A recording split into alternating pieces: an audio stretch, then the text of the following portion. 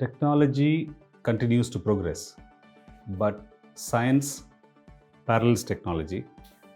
But the faith and hope, they don't really parallel science and technology because that is a human thing.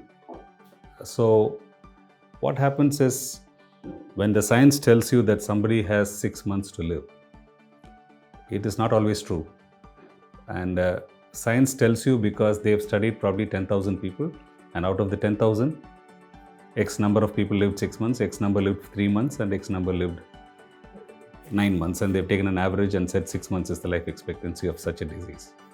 I have patients who are under my care for the last 12, 13 years who've been told that it's only 6 months for them.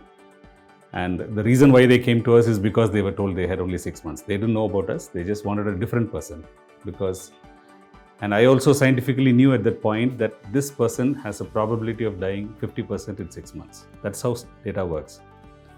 But I didn't tell him that. I told him that you have a good chance of survival only and if you do these things. You have to be hopeful, you have to follow certain things, you meditate, calm down in life, you do follow certain meditation principles and your diet. And he did all that. And he's still alive today. It's 13 years. And the only thing he says is, when I came to you, you gave me hope. That hope was not truly scientific. I just gave the hopeful part of the scientific story. So it is important for every patient to hear the hopeful side of their disease.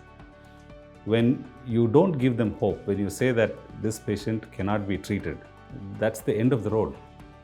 And nobody wants to be at the end of the road. So we have patients who are admitted with severe, what we call as cardiogenic shock. Cardiogenic shock is where your heart vessels are so badly blocked and your heart function is so poor that the heart is not able to pump enough blood into the body. So your blood pressure is low and they have all kinds of problems. Lung is flooded with fluid.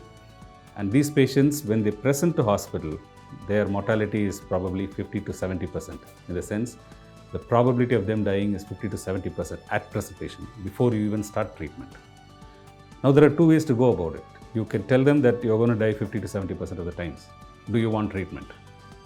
There's another way of doing it. You tell them there is a 30% chance, which is very good in your case. With your current condition, you don't have to even give a number. With your current condition, you are likely to survive. So let's go and battle this disease together. So that is what I tell patients. I tell the patient that you have to be hopeful. I will do what I need to do. Your family will do what is needed to support this disease. With this combination, I think most people do well. But there are times when you get really stuck as a person who is treating the patient. Despite all efforts, everything you put together, patients will die eventually. Some of them will die. At that point, your entire education feels useless.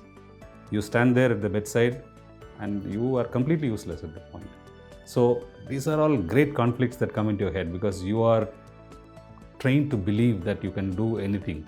You can treat any disease. You can make everybody feel better, but it doesn't work that way. So these are all great conflicts in our head, and those days you don't sleep. You just wonder what went wrong. Nothing went wrong.